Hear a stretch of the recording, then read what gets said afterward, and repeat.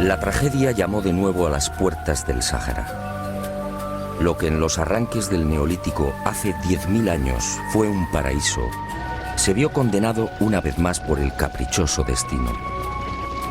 Y el inmenso vergel empezó a acusar unos insólitos y preocupantes síntomas.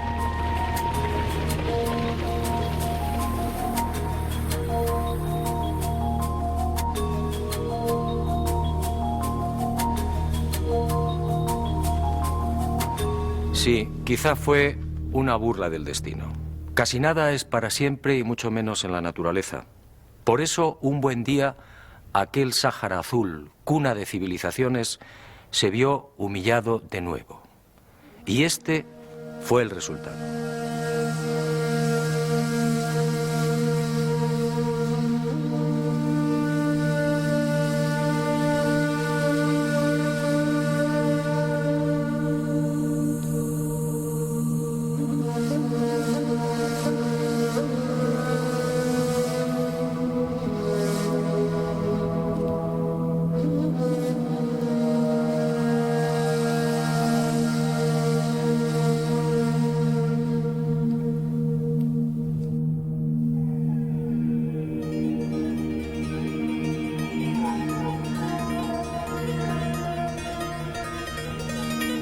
En realidad, el proceso de desertización del Sáhara fue tan lento y progresivo como la aparición del bello y exuberante jardín. Los científicos no terminan de ponerse de acuerdo, pero todo apunta hacia una fecha fatídica, más o menos hacia el 8000 antes de nuestros días. En ese tiempo algo cambió.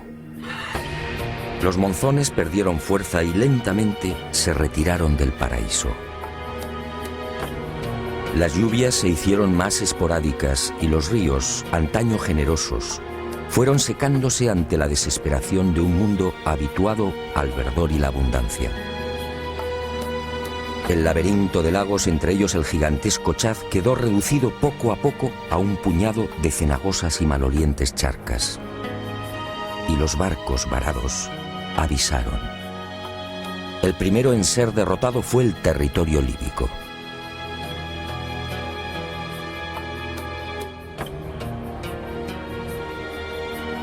Unos 2000 años después, hacia el 6500 antes del presente, el fantasma de la sed conquistaría lo que hoy conocemos como Egipto.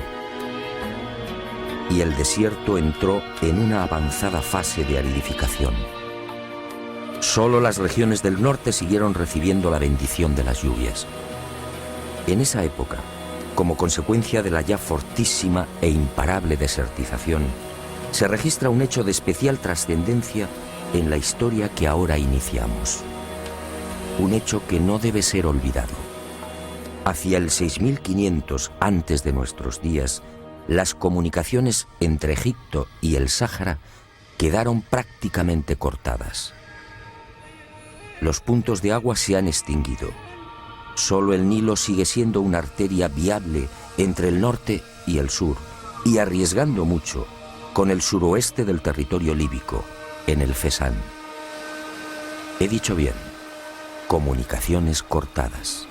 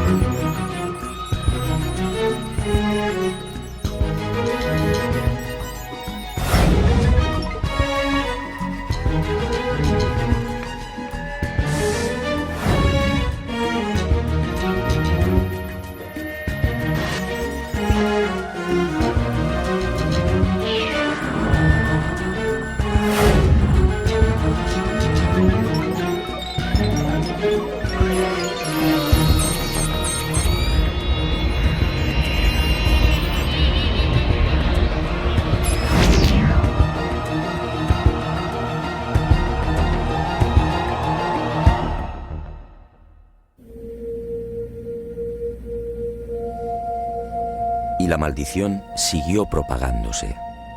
Hacia el 5000 antes del presente, el caudaloso Igargar se rinde, y con él los grandes lagos.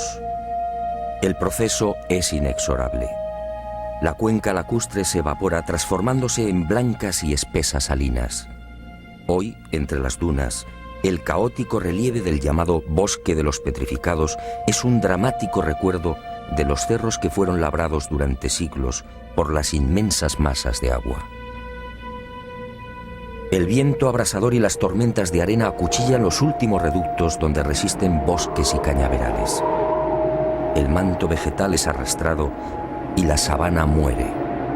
El Sáhara queda desnudo, cubierto ahora por mesetas graníticas, wadis polvorientos y un ejército de dunas movibles que devora cuanto encuentra a su paso. Muerte, sed y desolación. Ese será el resultado. Y se produce lo inevitable. Aquellos pueblos, autores de los grabados y pinturas rupestres, los descendientes de los hombres que conocieron a los cabezas redondas, abandonan finalmente el Sáhara. Huyen. Del viejo jardín queda muy poco. Solo el flanco occidental del Sáhara y algunas franjas interiores resisten.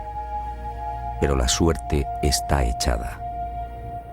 Entre el 4800 y el 4500 antes del presente, la desertización es general.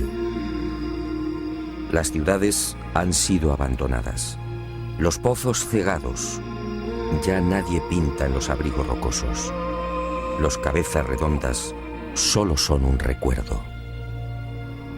Un total de 5000 kilómetros desde el Atlántico al Mar Rojo y casi 3000 desde el Atlas al Sudán es engullido por el amarillo, el rojo y el negro.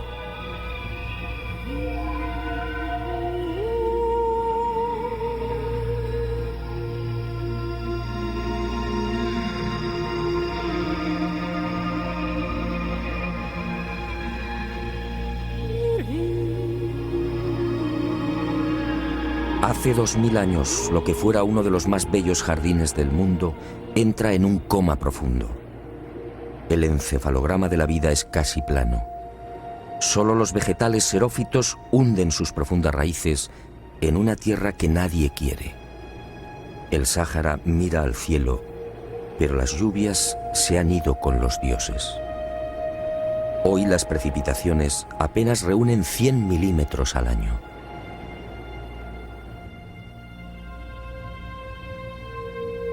En poco más de 7000 años, el cáncer de la sed termina con un Sáhara verde y acuático.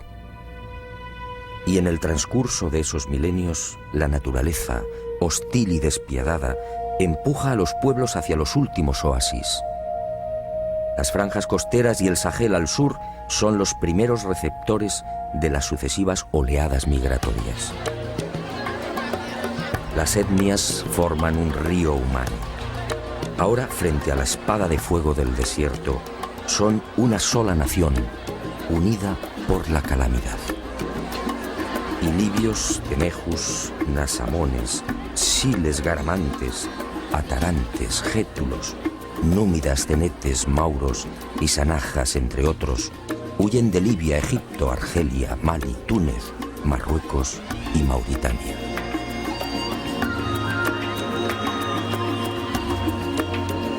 Y el mundo asiste a uno de los primeros, más intensos y dramáticos movimientos de masas de la historia. Una migración desesperada que lentamente provocaría el nacimiento de unas culturas insospechadas.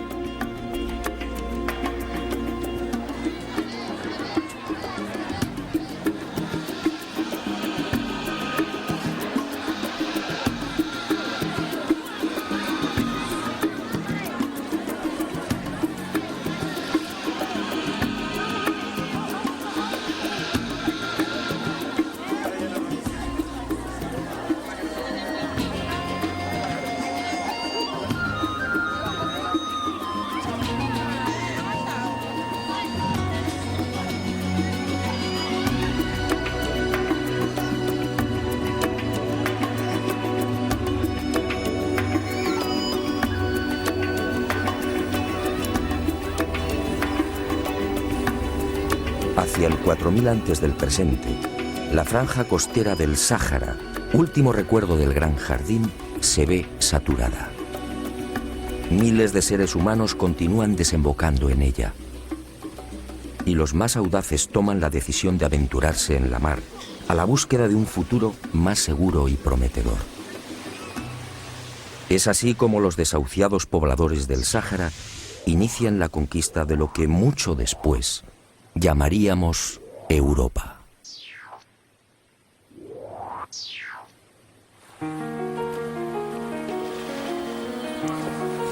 No se sabe cuándo ni tampoco en qué orden, pero la realidad es que en esos últimos 4000 años, las diferentes civilizaciones saharianas van penetrando en todas direcciones.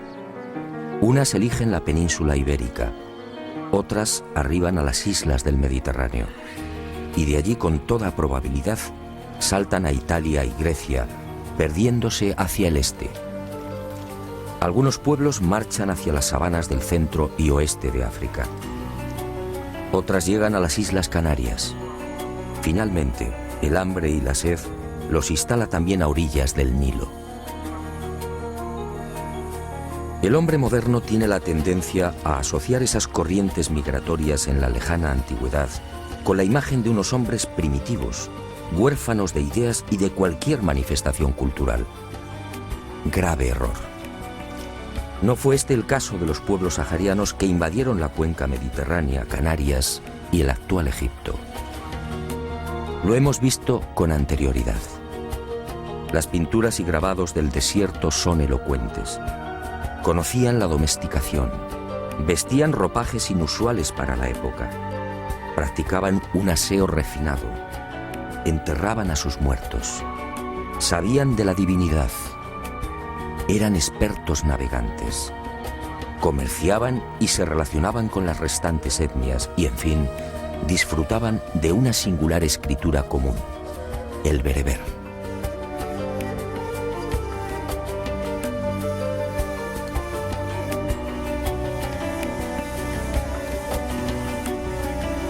Este inmenso y rico bagaje, como iremos viendo, saltó con ellos a las nuevas tierras. El paso del tiempo y los inevitables mestizajes modificaron sin duda muchas de esas manifestaciones. Manifestaciones sociales, religiosas y culturales que habían tenido un origen único. Un ejemplo, la citada escritura berebera antigua. Nacida probablemente como un sistema compacto y homogéneo de comunicación, con un alfabeto claro y brillante, terminó deformándose ante la inevitable erosión de los cruces humanos. Y aunque conservó muchos signos comunes, en esos milenios asistió al nacimiento de otros alfabetos casi idénticos. Y en ese rodar apareció el tifinagh, la grafía utilizada hoy por los tuaregs, hija en definitiva de aquel primitivo bereber. Casi sin querer, de la mano de la desertización y de las sucesivas migraciones humanas, había descubierto el porqué del gran dilema.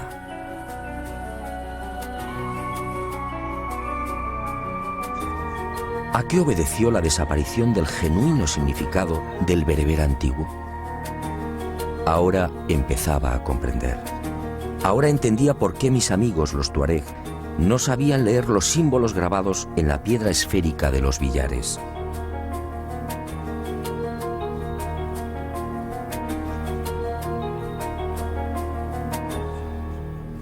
Como usted puede imaginar, esta insólita historia me llevaría muy lejos. Caí en la tentación y me propuse seguir la pista de aquellas civilizaciones que huyeron del Sáhara. Una vez más, las sorpresas fueron encadenándose.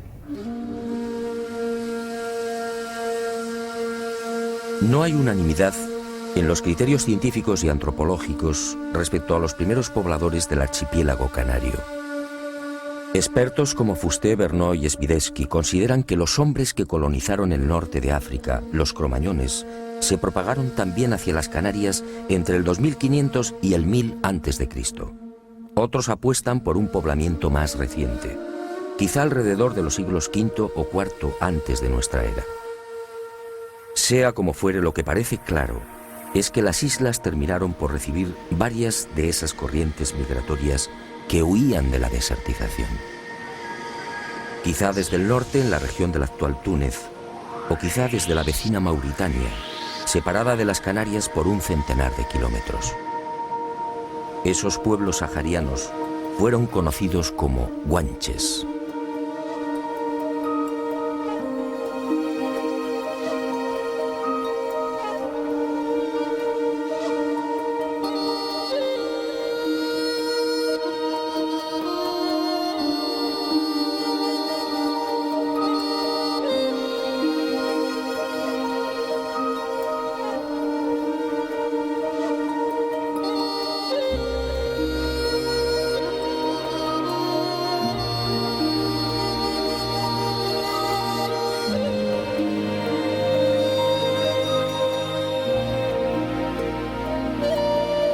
Los guanches, una raza espléndida y singular que terminaría siendo diezmada por los españoles en nombre de la cruz y de una supuesta civilización superior.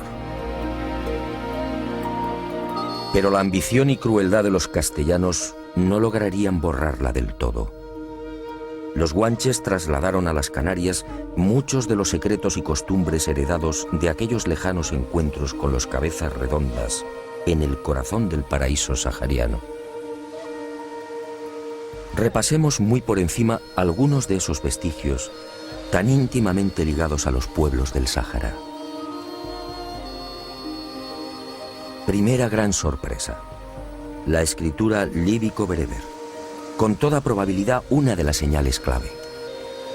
Aparece en todas las islas, aparece en barrancos, cuevas y abrigos, bien siguiendo la técnica de la incisión o del picado. Las primeras noticias sobre estos alfabetos bereberes se remontan a 1873, cuando Padrón advierte de los grabados encontrados en hierro.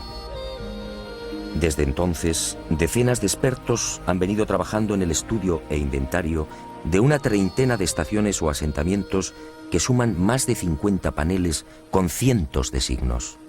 Para Renata Springer, una de las expertas más activa y rigurosa en el análisis de estos alfabetos canarios, el examen de los mismos sugiere un estrato cultural común y una íntima vinculación con la cultura bereber.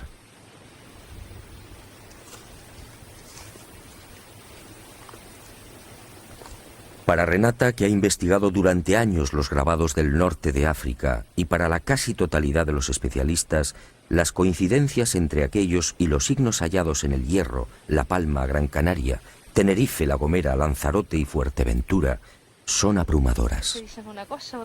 Todos coinciden. La antigua grafía guanche tuvo que proceder del mundo africano. Ahora, a la vista de estos testimonios escritos, las afirmaciones de cronistas e historiadores sobre el escaso bagaje cultural de los guanches son cuando menos patéticas. Sedeño, por ejemplo, llega a decir que los antiguos canarios no conocían letras ni caracteres, aunque se valían de pinturas toscas. ¿Quiénes eran los ignorantes? ¿Los vencedores o los vencidos?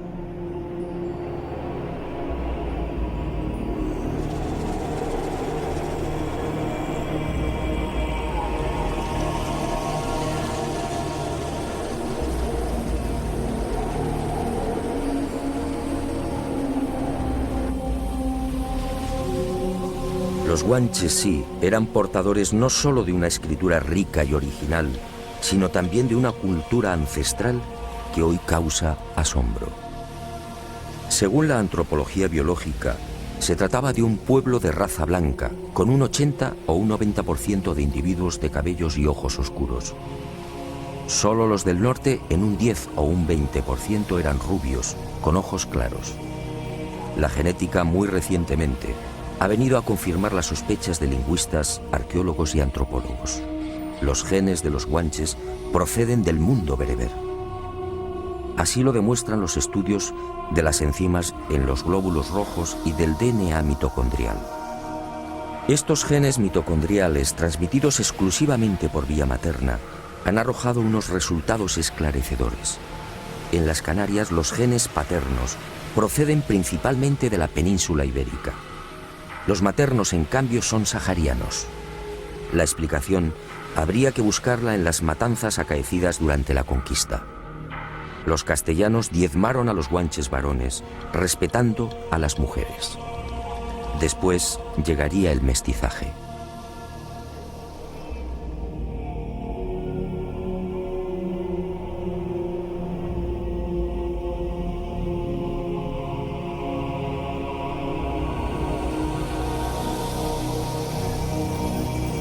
Guanches en general robustos, bien adaptados al terreno, de tallas notables con una media de 1,70 metros para los hombres y 1,56 para las mujeres. Guanches con una capacidad craneal media de 1.557 centímetros cúbicos. Una cifra que presupone un importante desarrollo mental. En otras palabras, lo contrario a lo escrito y divulgado por los conquistadores españoles. Los guanches no eran salvajes. Los guanches adoraban a un Dios único, invisible y sustentador de todo lo creado. Lo llamaban Aborak, es decir, el grande, el sublime. Era el Dios de sus ancestros con el que podían establecer un diálogo directo, algo que sorprendió y no gustó a los evangelizadores castellanos.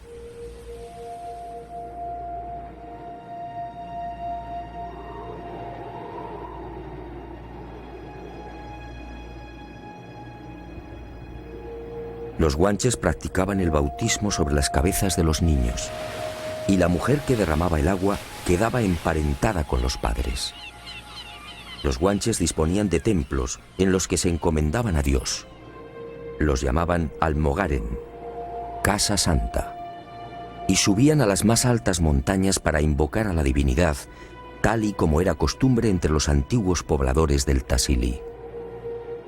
Los guanches sorprendieron una y otra vez a los conquistadores españoles. Sus mujeres se apartaban del mundo, aislándose en cuevas y ejerciendo la oración y la contemplación. Los monasterios, en efecto, ya estaban inventados. Las mujeres guanches fueron sacerdotisas y también amazonas, guerreras y cazadoras, otra herencia sahariana. La mujer guanche, como sucede entre los tuaregs, gozaba de una alta consideración y respeto.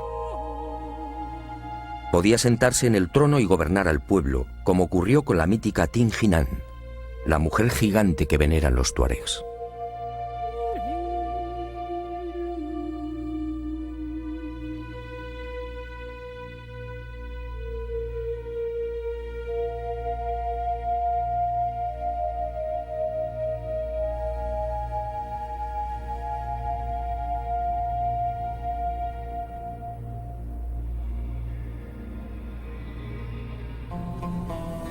Los guanches juraban ante el Ser Supremo, poniéndolo como testigo de sus acciones. Y heredaron del Sáhara sus creencias en genios y espíritus maléficos, los célebres diablos o jinns de los nómadas. Los guanches trajeron consigo el arte de la adivinación, una costumbre arraigada en el Sáhara desde tiempo inmemorial. Estos magos y santones, a los que llamaban guañameñe, ejercían una gran influencia sobre la población. Ellos fueron los que profetizaron mucho antes del arribo de los conquistadores la llegada a las islas de unas gentes blancas a bordo de unos grandes pájaros.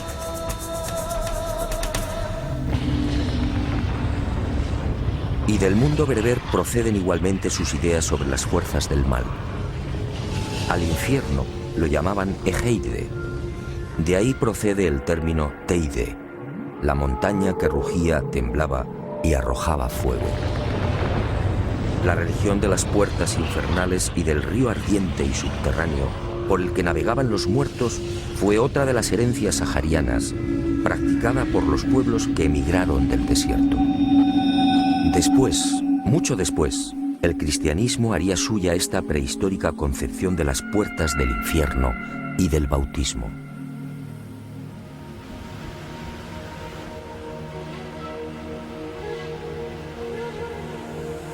Y como los tuareg y bereberes, los guanches sintieron un especial terror por determinadas montañas. lo que hoy en el Sáhara se conoce como Montañas del Diablo. Allí habitaban los dioses y los jinns. Allí desaparecen hombres y ganado. Y los que logran regresar enloquecen para siempre. Son las cumbres sagradas como las del Tassili, donde un día descendieron los cabezas redondas.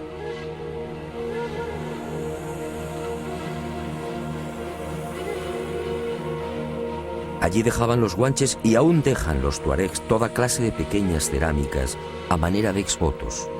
Son ofrendas y peticiones a la divinidad. Allí quemaban los guanches hierbas olorosas exactamente igual que los bereberes de hoy. Y eran los guanches gentes alegres y festivas, amantes de toda suerte de juegos y desafíos. Uno de ellos consistía en el levantamiento de piedras. Enormes rocas que alzaban a pulso, desplazándolas por hombros, cuello y espaldas. Un deporte tradicional entre los vascos, otro pueblo que también emigró del Sáhara. ¿Y de dónde aprendieron los guanches a comunicarse con el lenguaje de los silbidos? ¿Cómo explicar que esa misma técnica sea utilizada aún entre los nómadas y pastores del Sáhara?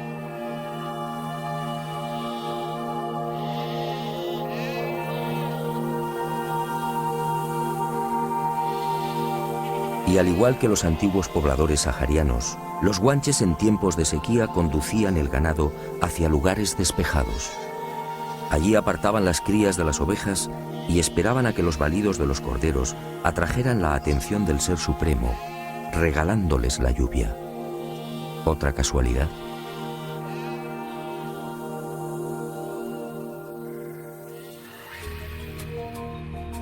Grabados de pies humanos en Canarias y Argelia. Otra señal del origen común de bereberes y guanches. Nadie en realidad ha sabido interpretar su significado.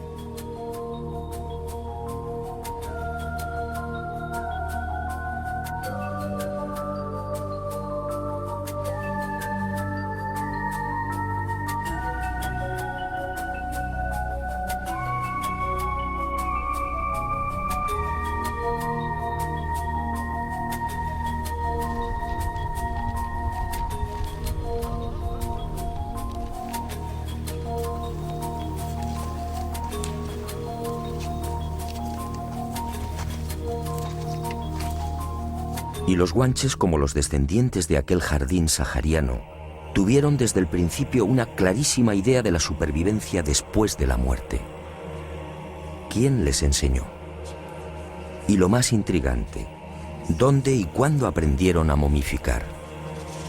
Aunque las técnicas guanches no son idénticas a las egipcias, no pude evitar un lógico pensamiento. Si guanches y egipcios emigraron del Sáhara, lo más probable es que el arte de la momificación partiera de una enseñanza común.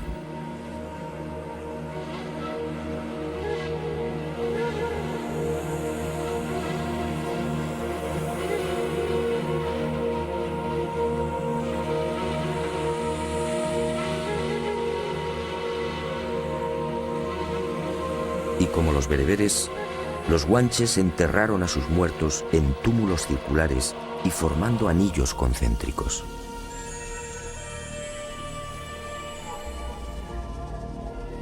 Los guanches disponían también de una profesión que, a mi entender, nos empuja a reflexionar sobre otros pueblos igualmente salidos del Sáhara: los embalsamadores. Hombres y mujeres especializados en el lavado de los cuerpos, en la extracción de las vísceras y en el relleno de los restos. Este proceso, conocido como mirlado, solo podía ser desarrollado por unos especialistas que jamás tenían contacto con el resto de la comunidad. Eran los apestados, hombres y mujeres que no podían ser tocados y que recibían el alimento a distancia.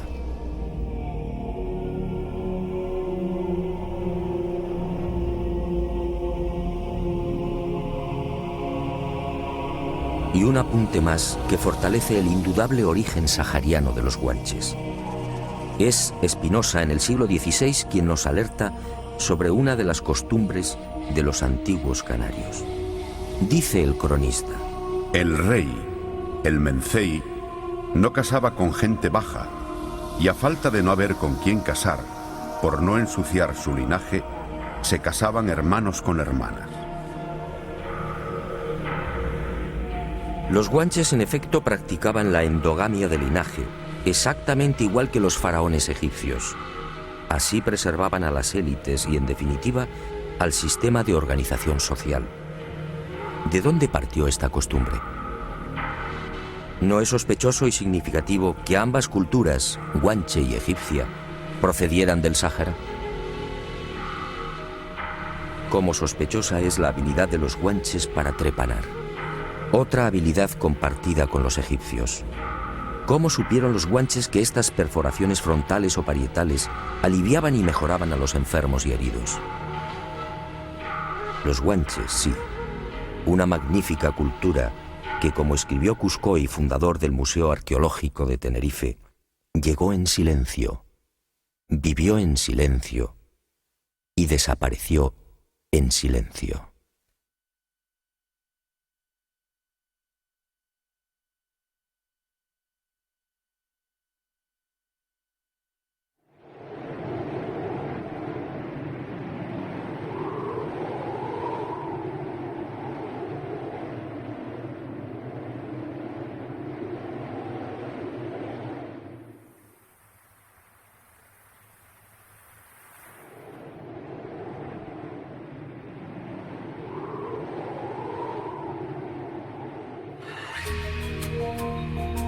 Las otras dos grandes corrientes migratorias procedentes del Sáhara me reservaron otras tantas y desconcertantes sorpresas.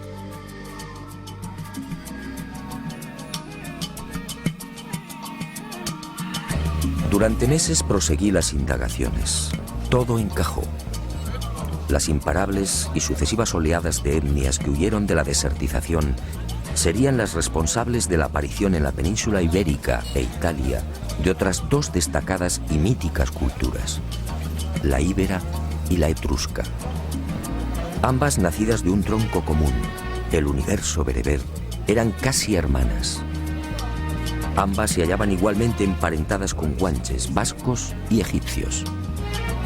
Los primeros, los íberos, como escribe Estrabón, pudieron penetrar en la actual España hacia el sexto milenio antes de Cristo. Cruzaron el estrecho de Gibraltar y durante esos miles de años fueron conquistando un territorio semivacío, ocupado por primitivos y toscos cazadores. Y se extendieron por el Levante, Andalucía, Cataluña y buena parte del norte de España. Los etruscos, por su parte, saltaron del Sáhara, aventurándose en la ocupación de Sicilia, Córcega y Cerdeña, y desde allí al centro de Italia.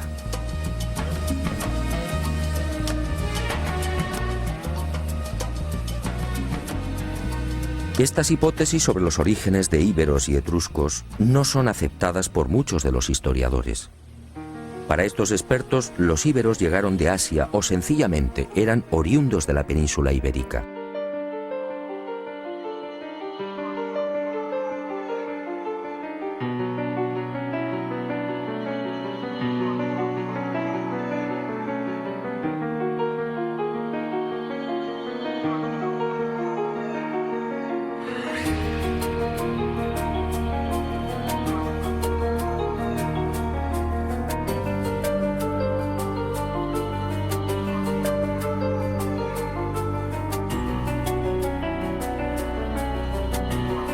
Otros comparten el criterio sahariano.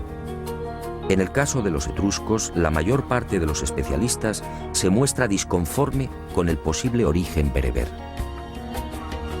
Para algunos procedían de la península anatólica, como defendía Heródoto. Es el llamado origen oriental. Para otros, los etruscos nacieron en la propia Italia, tesis defendida por Dionisio de Halicarnaso. Por último, hay quien defiende el origen centroeuropeo, como postulaba Niebuhr. La verdad es que al analizar algunos de los rasgos y características principales de ambos pueblos, la única tesis coherente es el bereber. Veamos hasta dónde llegan esas aplastantes coincidencias.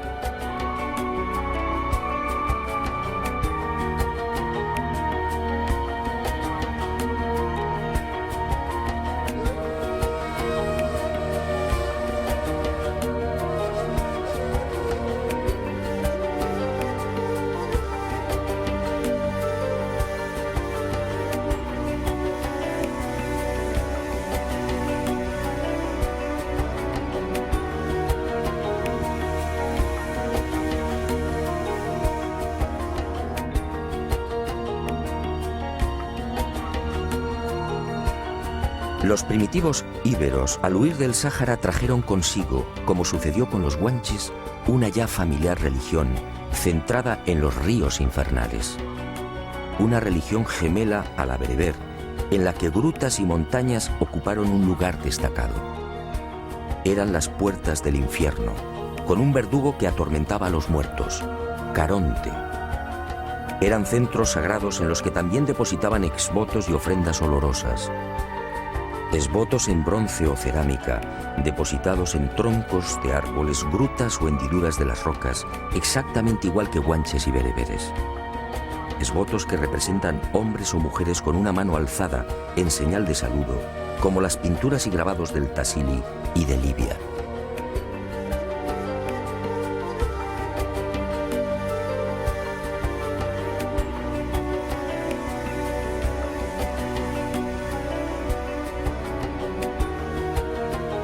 Una religión que entronizó también a la diosa madre, una divinidad femenina de primer orden, asociada al mundo de ultratumba y a la fecundidad. Los íberos tenían plena conciencia de la vida después de la muerte. Y al igual que guanches y bereberes, acompañaban los restos de los difuntos con alimentos y objetos personales. Incineraban a sus muertos y depositaban las cenizas en urnas, exactamente igual que los etruscos. Y me pregunto, si ambos pueblos hubieran sido autóctonos, ¿cómo explicar tan singular coincidencia?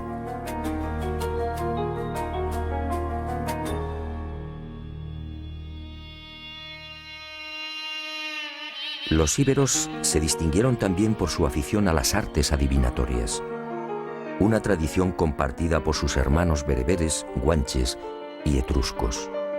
¿Casualidad?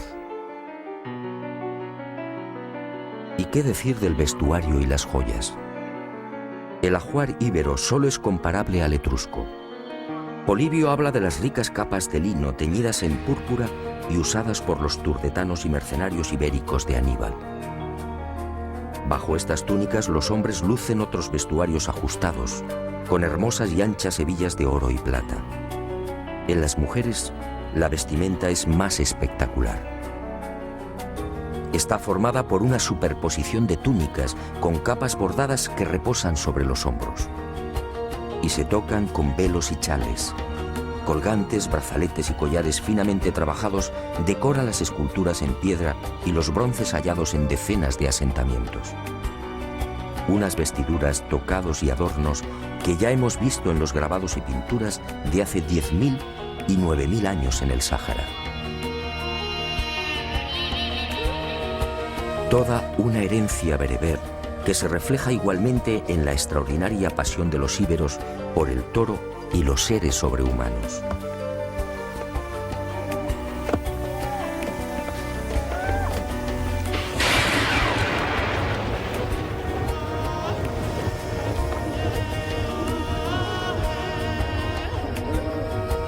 Toros y bóvidos que fueron pintados y grabados por sus lejanos ancestros en los abrigos rocosos del Tassili, del Atlas y del Fesán. Seres monstruosos, alados, con cabezas de felino o de perro, pintados y grabados a cientos en el corazón del Sáhara. Y finalmente la escritura y la genética. Aquella prodigiosa cultura dejó múltiples ejemplos de sus alfabetos, muchos de ellos alterados ya por las lógicas influencias de otros pueblos. Hasta el momento han sido hallados más de 600 testimonios escritos. Y al examinarlos aparecen nuevamente los viejos y ya familiares símbolos que integraron el bereber antiguo, exactamente igual que en la escritura guanche, exactamente igual, como veremos, que en la escritura etrusca. Pero por si no habían suficientes pruebas que demuestran el claro origen sahariano de los íberos, la genética entró nuevamente en acción. Y un equipo del doctor Antonio Arnaiz, catedrático de la Universidad Complutense de Madrid, viajó por el norte de África examinando los potenciales genéticos de los bereberes.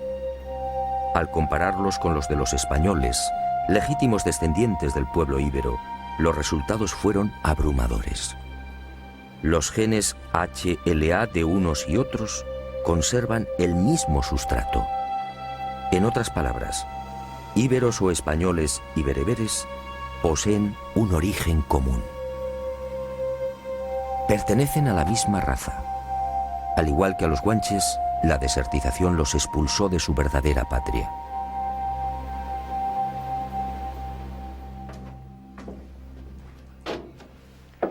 La investigación de aquel éxodo me ha traído hasta el corazón del mundo etrusco. En mi opinión, otro de los pueblos que huyó del Sáhara. Aquí, en esta tumba y en otras similares, he encontrado lo que buscaba: las puertas del infierno.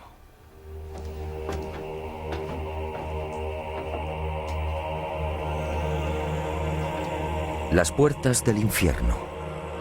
Ya no se trataba de tradiciones orales. Aquí, en el silencio de los cementerios etruscos, está la prueba física de esa religión que compartieron los saharianos. La enigmática civilización etrusca, en la que bebieron romanos y griegos, rindió un especial culto al más allá. Al igual que bereberes, guanches e íberos, los etruscos vivieron obsesionados por ese río subterráneo de fuego en el que navegaban los muertos.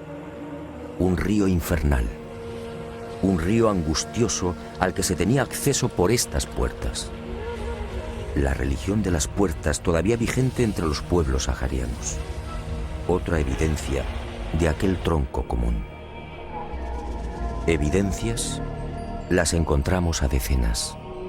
Las puertas del infierno, también en piedra. Magos y adivinos.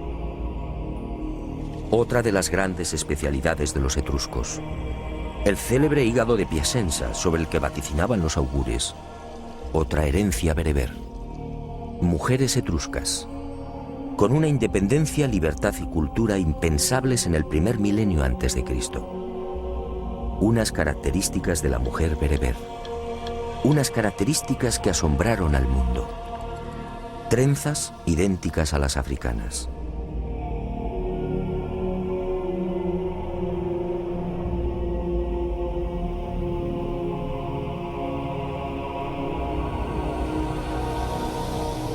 Túmulos circulares como los construidos por sus antepasados en el Sáhara.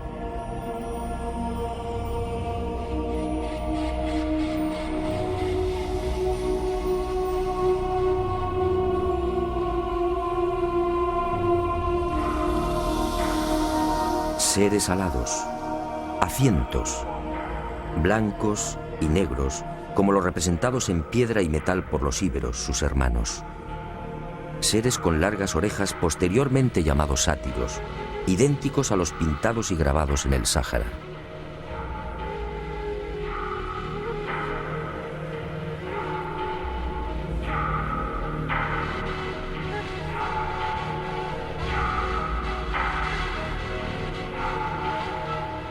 Y de nuevo los familiares símbolos bereberes, todavía reconocibles en la escritura etrusca. Una escritura, insisto, que partió del lenguaje común sahariano y que, como sucedería con la íbera, fue deformándose, presionada por múltiples influencias. Bereber antiguo en la escritura guanche, en la íbera y en la etrusca. ¿Casualidad?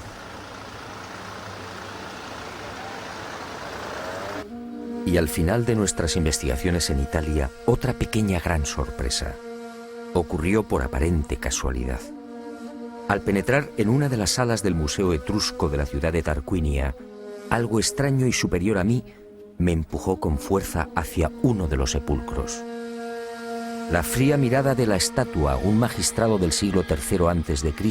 y que recibió el nombre de Laris Pulena, cobró vida.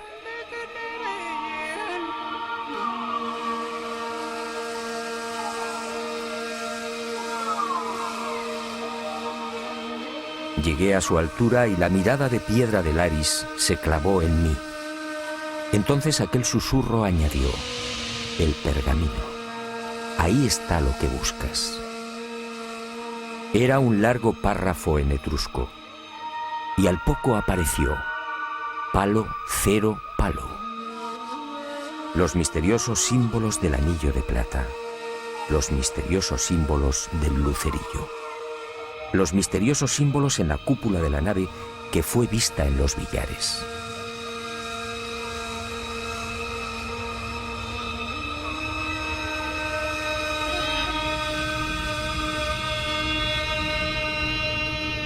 y comprendí. En realidad poco importaban los supuestos mensajes del lucerillo y del anillo de plata. Aquella mágica aventura por el Sáhara y Europa cobró un nuevo significado, quizá el único o el más importante.